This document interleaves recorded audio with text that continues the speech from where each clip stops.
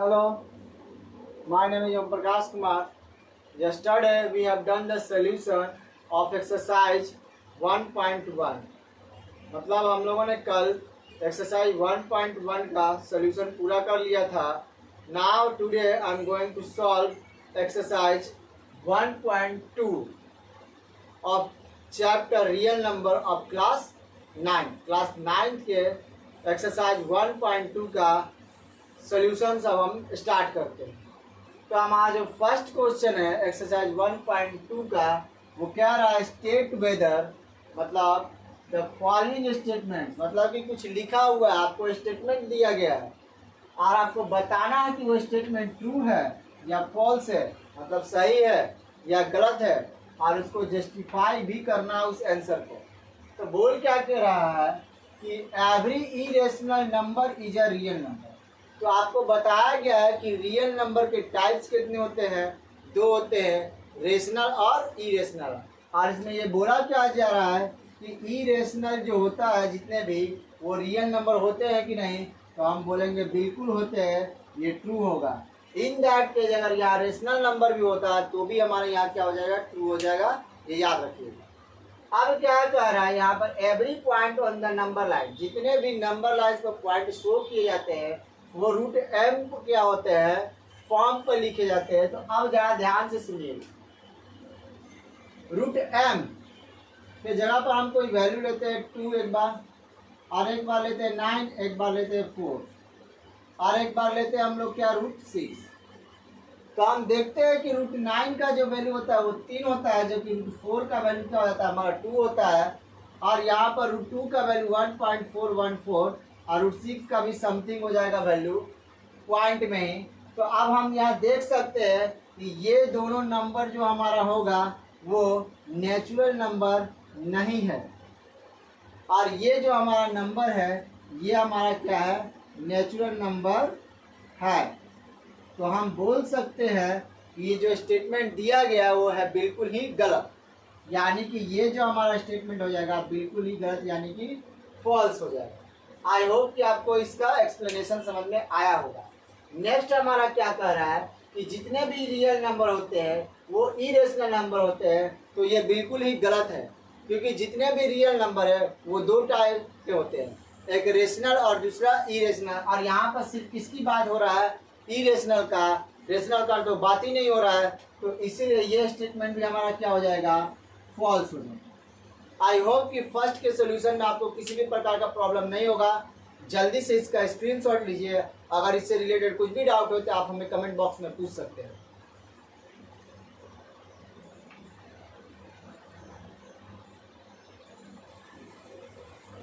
I hope कि आप लोगों ने फर्स्ट के सोल्यूशन का एक्सरसाइज 1.2 का स्क्रीनशॉट ले लिया होगा. अब हम बात करते हैं 1.2 का सेकेंड क्वेश्चन. क्या कह रहा है, are the square root of all positive integers irrational. मतलब जितने भी स्क्वायर रूट होते हैं पॉजिटिव इंटीजर्स वाले वो क्या सारे इरेशनल होते हैं, हमसे पहले ये पूछ रहा है. एंड नेक्स्ट क्या कह रहा है, if given an example of the square root of a number that is a rational number. हमें ऐसे भी स्क्वायर रूट का एग्जाम्पल्स देना है जो कि हमारा रेशनल नंबर होते हैं. तो एक चीज़ हमेशा ध्यान दीजिएगा, हम सेकंड का सोल्यूशन कर रहे हैं. क्या क्या है कि जितने भी पॉजिटिव इंटीजर्स होते हैं वो रेशनल मतलब इरेशनल नंबर होते हैं. तो अब जरा ध्यान दीजिए, हम एक नंबर लेते हैं पॉजिटिव इंटीजर में 1 2 3 4. तो हमें पता है कि इसका वैल्यू क्या हो जाएगा 1, जो कि इसका वैल्यू हमें नहीं मिलेगा, और इसका वैल्यू नहीं मिलेगा. इसका वैल्यू 1.414 होता है, जबकि इसका वैल्यू हमारा होता है 1.713, और इसका वैल्यू क्या होता है हमारा 2 होता है. तो हम यहाँ देख सकते हैं कि ये दोनों क्या है, इरेशनल नंबर तो है, बट 2 और 3 क्या है, रेशनल नंबर है. तो हम बोल सकते हैं कि ऑल जो स्क्वायर रूट होता है पॉजिटिव इंटीजर्स वाले वो सारे इरेशनल नहीं होते हैं. तो हम क्या लिखेंगे, यहाँ पर लिखेंगे नो. समझ में. उसके बाद अगर एग्जाम्पल्स की बात कर रहा है कुछ ऐसे नंबर्स का स्क्वायर रूट का जो कि रेशनल नंबर में कन्वर्ट किए जा सकते हैं, तो लिख सकते हैं √9, √4, √16, क्योंकि √9 का वैल्यू 3 और इसका वैल्यू 2 और इसका वैल्यू 4, और ये सारे हमारे क्या होते हैं, रेशनल नंबर होते हैं जिन्हें हम p/q के फॉर्म में लिख सकते हैं। आई होप कि इसका सॉल्यूशन में आपको दिक्कत तो बिल्कुल भी नहीं होगा, समझा? तो स्क्रीनशॉट लीजिए जल्दी से। उसके बाद नेक्स्ट क्वेश्चन 3 की तरफ बात करेंगे।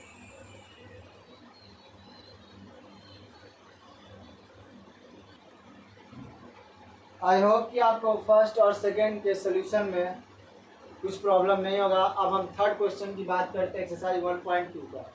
क्या कह रहा है कि so how √5 can be represented on the number line. जब भी इस तरीके का क्वेश्चन हो तो हम बात करेंगे क्या कि हम एक स्केल ड्रॉ करेंगे, मतलब एक यूनिट लेंगे यहाँ से यहाँ। ये हमारा कितना हो जाएगा, ये सेंटर O ले लो और इसको A ले लो, तो ये हमारा कितना यूनिट का ड्रॉ किया गया है, 2 यूनिट का। कितना यूनिट, 2 यूनिट का। और इसका कहीं ना कहीं एक मिड पॉइंट होगा, यहाँ पे हम बोल सकते हैं, तो इसको ले लेंगे क्या, हम C ले लेंगे। ओके, अब हमारा जो नेक्स्ट स्टेप जो होगा, हम क्या करेंगे, एक परपेंडिकुलर लाइन ड्रॉ करेंगे। किस पर, A पर। तो हमने यहाँ से क्या किया है कि परपेंडिकुलर लाइन ड्रॉ किया, और ये जो परपेंडिकुलर जो लाइन होगा हमारा, वो हमारा एग्जैक्ट कितना होना चाहिए यूनिट, 1 यूनिट होना चाहिए। क्यों होना चाहिए अभी हम बताते हैं। हम पाइथागोरस थ्योरम में क्या पढ़ते हैं, h² = p² + b²।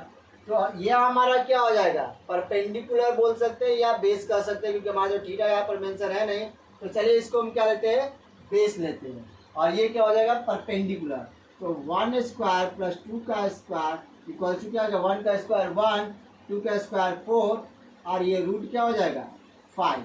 तो आई होप आपको समझ में आ गया होगा कि ये हमारा 2 है, तो ये हमारा क्या हो जाएगा, 1 होगा। अगर वैसे भी नहीं आए तो हम क्या करेंगे, वो नाप लेंगे, मेजरमेंट ले लेंगे 1 यूनिट का, तो ये एग्जैक्ट 1 यूनिट है, तो ये भी क्या होगा हमारा, ये 1 यूनिट होगा। उसके बाद हम क्या करेंगे, इसको स्केल से ऐसे क्या कर देंगे, मिला देंगे, समझा? इसका नाम हम क्या देंगे, B देंगे, और ये हमारा क्या हो जाएगा, √5 हो जाएगा। और उसके बाद हम क्या करेंगे, एक रेडियस मानते हुए इसको यहाँ से हम क्या करेंगे, ऐसे घुमा देंगे इस लाइन को, यहाँ से बोल सकते हैं ये हमारा रेडियस है, और यहाँ से हम क्या करेंगे, लाइन को ऐसे घुमा देंगे। तो ये हमारा बन गया क्या, √5 का नंबर लाइन को हम इस तरीके से ड्रॉ कर सकते हैं। इन द सेम वे अगर ये हमारा यहाँ पर 3 रहता तो हम क्या लेते, बताइए। अगर यहाँ पर हमारा 3 रहता तो हमको क्या लेना पड़ता, 1 1 का यूनिट लेना होता, क्योंकि वहाँ पर हम क्या नहीं ले सकते, 2 का यूनिट नहीं ले सकते। कहने का मतलब ये है कि जब हमें √3 का अगर ड्रॉ करना होगा, तो आई होप इसका स्क्रीनशॉट पहले ले लीजिए, हम √3 की बात करते हैं।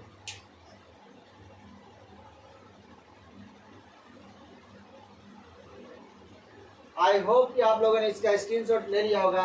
अगर बाय चांस क्वेश्चन में हमें बोल दे कि अब हमें जो है, ये तो हमारा एक्स्ट्रा क्वेश्चन हो जाएगा, अगर हमें √3 बोल दे ड्रॉ करने के लिए, तो क्या करेंगे, कुछ नहीं करना है। हम क्या करेंगे, एक यूनिट का लाइन ड्रॉ करेंगे। ये हमारा 1 यूनिट हो गया, ये हमारा A हो जाएगा, ये हमारा B हो जाएगा। अब ये 1 यूनिट है, तो ये हमारा क्या हो जाएगा, ये भी एग्जैक्ट जितना ये है उतना लेंगे, 1 यूनिट और 1 यूनिट। अभी हमने बताया कि पाइथागोरस जब थ्योरम लगाएंगे तो ये हमारा कितना हो जाएगा, ये हमारा कितना हो गया, √2। और उसके बाद हम क्या करेंगे, इस पर एक परपेंडिकुलर लाइन ड्रॉ करेंगे, और वो होगा क्या, एग्जैक्ट वो भी 1 यूनिट का। और उसके बाद फिर हम क्या करेंगे, इस लाइन को यहाँ से यहाँ मिला देंगे, तो ये हमारा क्या हो जाएगा, √3 यूनिट हो जाएगा। यहाँ पे हमारा 90 डिग्री है, यहाँ पे। और उसके बाद हम इस लाइन को क्या कर देंगे, ऐसे घुमा देंगे, मतलब इस लाइन को आगे बढ़ाकर, ऐसे नहीं, इस लाइन को ऐसे बढ़ाकर हम ऐसे घुमा देंगे, तो ये हमारा क्या हो जाएगा, एग्जैक्ट इस तरीके का दिखेगा। आई होप कि आपको ये समझ में आ गया होगा। अब हम बात करते हैं कि एक्सरसाइज 1.2 में एक एक्टिविटी दिया गया है क्वेश्चन नंबर 4 में, वो आपको घर से करना है। नहीं करने आएगा तो फिर हम आपको बताएंगे किस तरीके से करना है। तो आज का जो हमारा एक्सरसाइज 1.2 का जो सॉल्यूशन है समाप्त होता है। तो इससे रिलेटेड जो भी प्रॉब्लम होगा वो आप हमें कमेंट बॉक्स में पूछ सकते हैं।